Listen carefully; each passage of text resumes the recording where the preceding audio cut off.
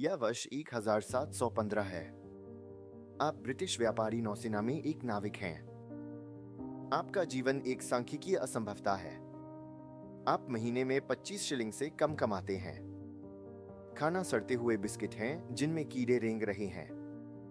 और आपका कप्तान, उसके पास आपको एक पल की हिचकिचाहट के लिए मौत तक कोड़े मारने का कानूनी अधिकार है। हमें एक कल्पना बेची गई है। हम समुद्री डाकुओं को अराजकतावादी, बुराई के अराजक एजेंट या सुनहरे खजाने को रेगिस्तानी द्वीपों पर दफनाने वाले साहसी नायकों के रूप में सोचते हैं।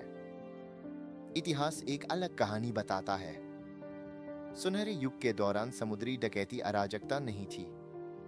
यह एक गणनात्मक आर्थिक विद्रोह था। यह तोपों के साथ एक श्रमिक संघ की हड़ताल थी। यदि आप 18वीं सदी में जीवित रहना चाहते हैं तो आपको फिल्मों को भूलना होगा। आपको लूट की अर्थशास्त्र को समझना होगा। यहाँ एक सफल समुद्री डाकू बनने के लिए आपका मार्गदर्शक है। एक समुद्री डाकू दल में शामिल होने के लिए आपको बस जहाज पर चढ़ना नहीं होता। आपको एक अनुबंध पर हस्ताक्षर करना होता है। उन्होंने इसे समझौते के लेख कहा। एक ऐसे दुनिया में जहां दिव्य रूप से नियुक्त राजाओं और तानाशाही व्यापारी कप्तानों का शासन था, एक समुद्री डाकू जहाज एक चौंकाने वाली विसंगति थी। यह एक लोकतंत्र था। बार्थोलोम्यू रॉबर्ट्स, अपने युग का सबसे सफल लुटेरा, ने एक जहाज चलाया जो रॉयल नेवी से भी सख्त था। कोई जुआ नहीं। रात 8 बजे बत्तियां बुझ जाती थी। लेकिन शक्ति संतुलन उलट गया। आप, चालक दल, अपने कप्तान के लिए वोट करते हैं।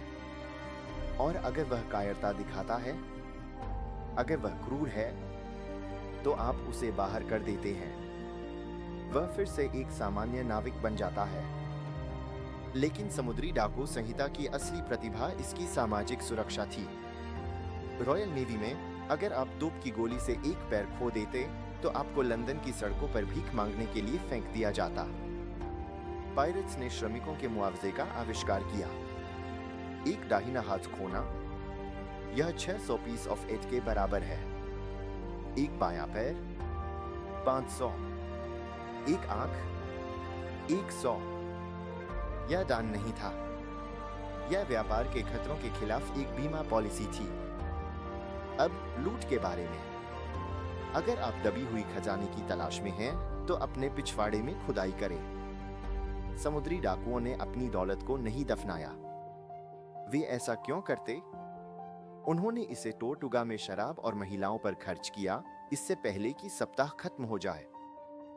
इसके अलावा यह विचार कि हर जहाज जिसे आप पकड़ते हैं वह स्पेनिश सोने से भरा होता है, एक कल्पना है। अधिकांश पुरस्कार साधारण थे। आप चीनी, कोको, तंबाकू, लकड़ी और महत्वपूर्ण रूप से दवा चुरा रही हैं। लेकिन यहां समुद्री डाकू की सबसे बड़ी लॉजिस्टिकल बाधा है द फेंस। आपने 50 टन कोको चुराए हैं। आप एक वांछित व्यक्ति हैं। आप इस संपत्ति को कैसे बेचना चाहते हैं?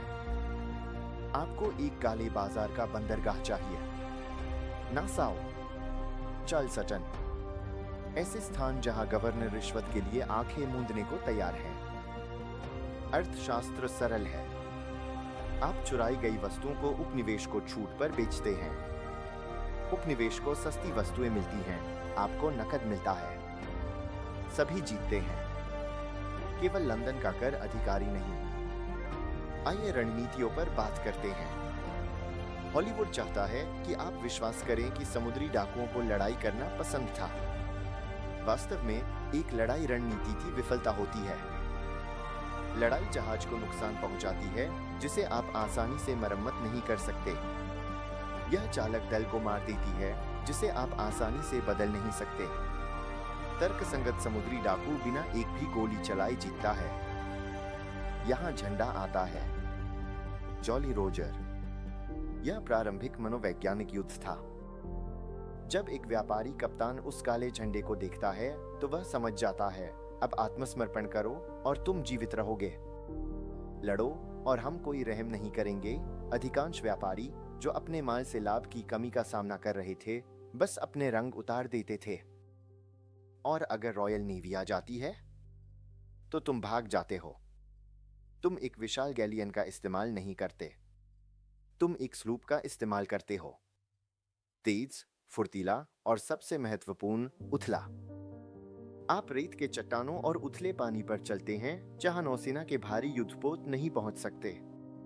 गति ही जीवन है। लेकिन सभी आर्थिक बुलबुले फट जाते हैं। 1718 तक ब्रिटिश साम्राज्य के पास पर्याप्त था। उन्होंने वुड्स रोजर्स को एक बेड़े और एक विकल्प के साथ बहामास भेजा। राजा की माफी। अब पीछे हट जाओ, अपना लूट रखो और एक स्वतंत्र व्यक्ति की तरह जियो, या फांसी का सामना करो। और कृपया प्लैंक पर चलना भूल जाइए। यह 19वीं सदी की एक साहित्यिक कल्पना है। अगर एक समुद्री डाकू आपको मारना चाहता था तो वह आपको गोली मारता या आपको समुद्र में फेंक देता। या अगर वे क्रूर महसूस कर रहे थे तो उन्होंने तुम्हें निर्जन द्वीप पर छोड़ दिया, एक पानी की बोतल और एक गोली वाली पिस्तौल के साथ एक बालू की पट्टी पर। एक धीमा मनोवैज्ञानिक अंत। जिन्होंने माफी से इनकार किया उनके लिए अंत फांसी था। आपका शरीर काले रंग में रंगा हुआ और बंदरगाह के प्रवेश द्वार पर एक पिंजरे में लटका हुआ। दूसरों के लिए एक सड़ता हुआ चेतावनी। क्यों करें? क्यों फांसी का जोखिम उठाए? क्योंकि एक संक्षिप्त क्षण के लिए आप स्वतंत्र थे। बार्थोलोम्यू रॉबर्ट्स ने इसे सबसे अच्छा कहा, एक ईमानदार सेवा में पतली आमदनी, कम वेतन और कठिन श्रम होता है। इसमें प्रचुरता और संतोष, आनंद और आराम, स्वतंत्रता और शक्ति होती है। एक साल के लिए बाघ होना बेहतर है बजाय एक जीवन के लिए गधा बनने के।